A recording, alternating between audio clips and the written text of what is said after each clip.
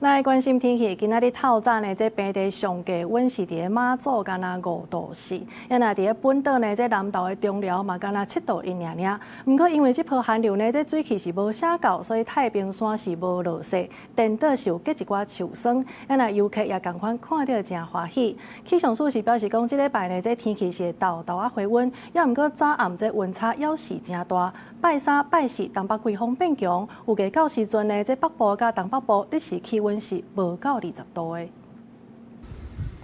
太平山雨低温的分布大条咧，为楼梯行落去，袂输加入浪漫的东卫世界。拜透早大概6点，太平山国家森林游乐区气温敢若负1度到0度，虽讲水汽不足，游客无看到雪，不过看到满世界的树挂是有够欢喜。因为平地看不到这些景色，而且又给我们第2次来的理由了，太棒了！现场水汽不足，没有下雪或下冰线的情形。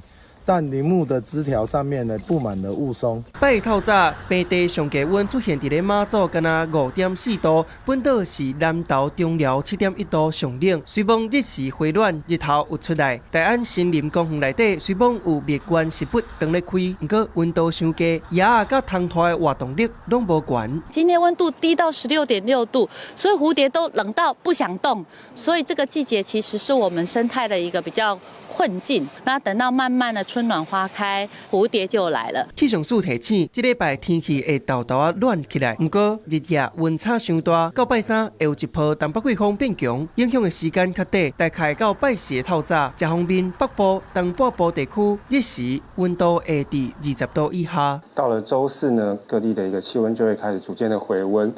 那接下来比较没有明显的冷空气，从周五一直到周日，也就是小年夜。这段期间，大致上各地的气温感受都是会比较舒适到温暖。虽讲冷空气豆豆减弱，不过气象署提醒，拜暗时到拜二透早，中部以北的地区受到辐射冷却影响，广阔的地区低温可能会到10度以下，日夜温差较大，民众出去外口就要穿较少咧。那我29暝进前，温度嘛豆豆转去较舒适范围。记者综合报道。